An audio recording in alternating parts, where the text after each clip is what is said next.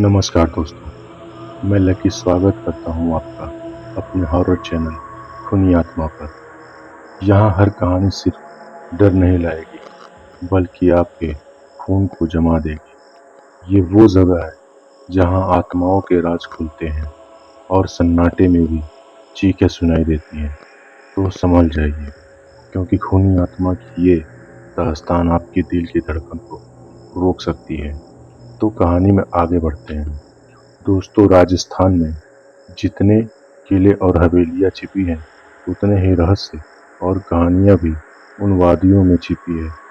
आज मैं आपको सुनाने जा रहा हूँ धौलागढ़ गांव की वो हवेली के बारे में, जहां आज भी एक अघोरी तांत्रिक की आत्मा भटकती है। कहा जाता है वहां कोई भी जाने वाला कभी वापस लौट कर नहीं आता। तो दिल थाम लीजिए और तैयार हो जाइए अघोरी की हवेली की दहशतनाक कहानी सुनने के लिए। राजस्थान के भानगढ़ के पास एक छोटा सा गांव है, धौलागढ़। गांव के पास खड़ी एक पुरानी हवेली, जिसे देखकर गांव के लोग दूर से ही अपना रास्ता बदल देते हैं। कभी इस हवेली में एक खूंखार और शक्तिशाली अघोरी तांत्रिक रहता था, जिसका नाम भैरवनाथ था।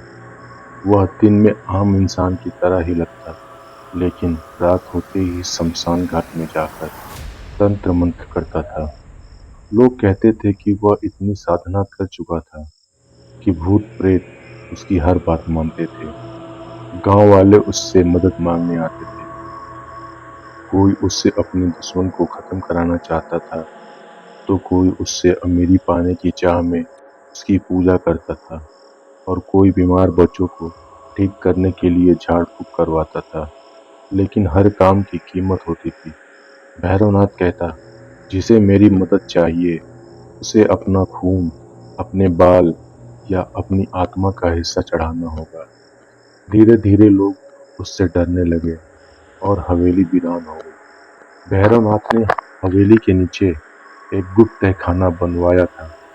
उसमें उसने खोपड़िया, तांत्रिक यंत्र और हवन कुंड बनवाया हुआ था। रात होते ही वहां से अजीब अजीब आवाजें आती थी। कभी मृदंग की थाप, कभी चित्कार, तो कभी किसी औरत की रोने की आवाज आती थी। लोगों का कहना है कि हवेली की खिड़कियों पर सफेद साड़ियों में औरतों की परछाइयां घूमती हुई दिखाई देती हैं। लेकिन एक दिन गांव के ही कुछ युवकों ने हिम्मत करके हवेली में घुसने की कोशिश की। उन्होंने तहखाने का दरवाजा तोड़कर तहखाने में घुस गए और वहां एक खोपड़ी को छेड़ दिया।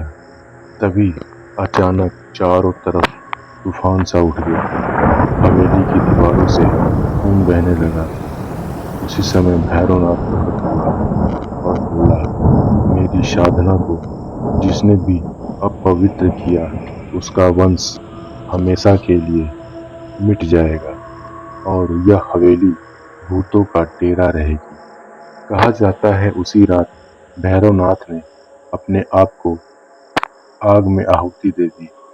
उसकी आत्मा हवेली की दीवारों में कैद हो गई। आज भी आधी रात को हवेली से मंत्रों का जाप, घंटियों की आवाज और चिता की जलने की गंध आती है।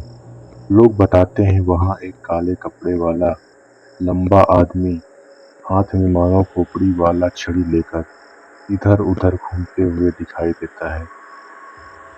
जो भी उसकी आवाज सुन लेता है, आओ मेरी साधना पूरी कराओ, वह या तो पागल हो जाता है या हमेशा के लिए गायब। इसीलिए आज तक कोई उस हवेली के पास घर बनाने की हिम्मत नहीं करता है।